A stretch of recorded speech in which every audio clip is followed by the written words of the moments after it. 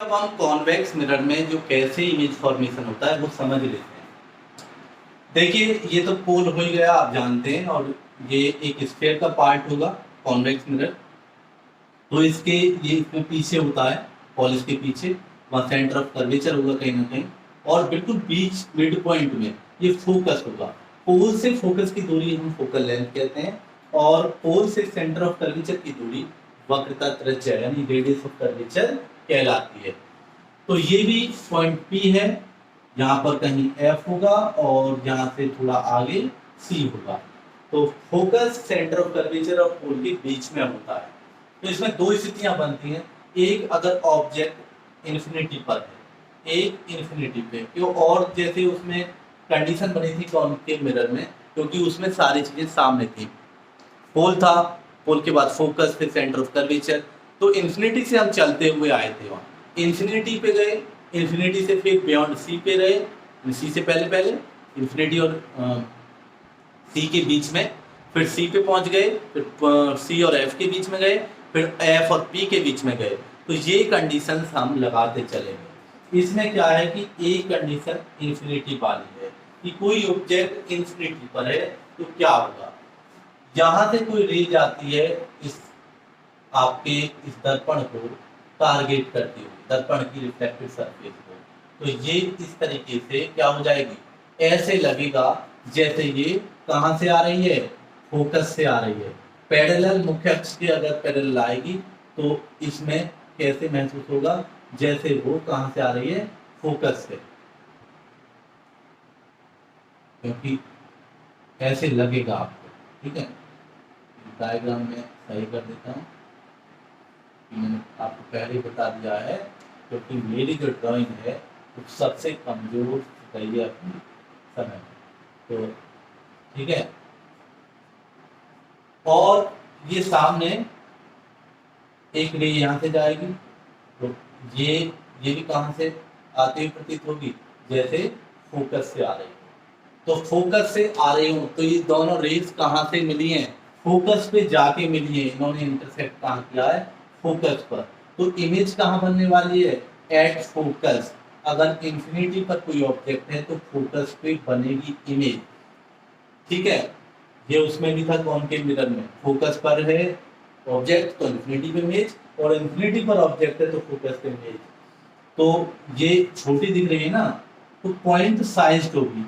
तो convex mirror के बारे में तो आप जानते हैं, गाड़ियों में लगे होते हैं, व्हीकल्स में लगे होते हैं, और उनमें बड़ी बड़ी रेलगाड़ियां भी छोटी सी दिखाई देती हैं, और उनका व्यू जो होता है बहुत वाइड होता है। वाइड होता है ना, ड्राइवर देख लेता है साइड में, पीछे ट्रक है, बस है, इतनी गाड़ियां हैं, सब कुछ देख लेता है। इनका उपयोग गाड़ियों में होता है। एट फोकस, पॉइंट साइज यानी वस्तु से बहुत छोटी बिंदु के आकार की होगी, और कहाँ है, पीछे है दर्पण के। तो वर्चुअल यानी आभासी, और कैसी होगी, आभासी के साथ कौन सा टर्म यूज होता है, वर्चुअल एंड इरेक्ट होगी, वर्चुअल एंड इरेक्ट होनी चाहिए। समझ गए, तो नेचर भी पता चल गया, कहाँ बनेगी ये भी पता चल गया, पॉइंट साइज होगी। अब हम दूसरी स्थिति जान लेते हैं।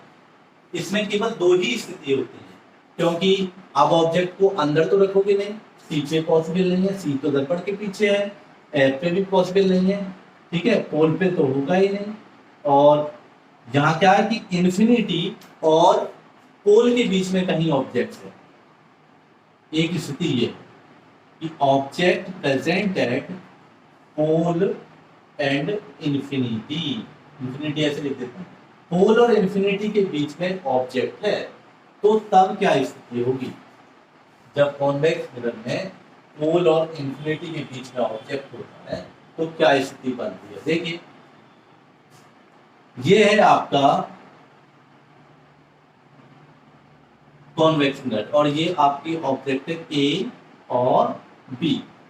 ए और बी से क्या होगा कि बी से कोई लाइन चली, वो कहां, वो सीधी निकल गई, यानी जो पैरेलल जाएगी, पैरेलल जाने वाली, वो ऐसा प्रतीत होगा कि जैसे वो फोकस से आ रही है, जैसे वो कहां से आ रही है, फोकस से आ रही है, ये होगा। अब यहाँ से एक सेंटर ऑफ कर्वेचर को टारगेट करती हुई एक रे चलती है। तो कैसे करें, ये है सेंटर ऑफ कर्वेचर को टारगेट करते हुए एक इमेज गई, सॉरी रे गई। तो रे इस तरीके से हो गई, तो वो सीधी गई और सीधी जाने के बाद वो टकराई सेंटर ऑफ कर्वेचर से और वापस आ गई, वापस अब तो आई जाएगी। तो इंटरसेक्ट कहाँ किया है, इसको डॉट में से दिखा दीजिए क्योंकि ये रे पीछे है। लेकिन आपको कंपटीशन में इसकी कोई नीड नहीं है, आपको पता होना चाहिए इमेज कहाँ बनेगी।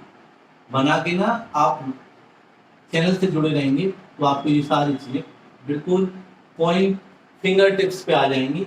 तो ये इमेज कहाँ बनी है, यहाँ इंटरसेक्ट किया है, तो फोकस और पोल के बीच में बनी है। अगर कोई पोल और इंफिनिटी के बीच में ऑब्जेक्ट है तो बनने वाली इमेज पोल और फोकस के बीच में होगी। और आप जैसा देख रहे हैं कैसी होगी, छोटी ही बनती है, इसमें डिमिनिश्ड होगी, नई वस्तु से छोटी इमेज बनती है। और कैसी होगी, वर्चुअल होगी, क्योंकि पोल इसके पीछे है। और वर्चुअल के साथ कौन सा टर्म यूज करते हैं, इरेक्ट। तो ये था image formation by concave and convex mirror. तो आगे भी रिवीजन में ये चीज़ें लेते रहेंगे। वैसे 50 डेज का हमारा टारगेट है, 50 डेज में आपको फिजिक्स का मास्टर और केमिस्ट्री का मास्टर दोनों का बना देंगे और आप रियल में मास्टर हो जाएंगे मेरी तरह और मुझसे भी अच्छे, क्योंकि आप तो मुझसे ज़्यादा जानते हैं। बहुत सारे टीचर्स हैं, सारे अभी से ही एटीट्यूड लाएंगे, यू आर द टीचर। तो टीचर का एटीट्यूड लाएंगे और आप इस चैनल से जुड़े रहेंगे और जब तक जुड़े रहेंगे आप फ़ायदा पाते रहेंगे। Have a nice day, thank you so much.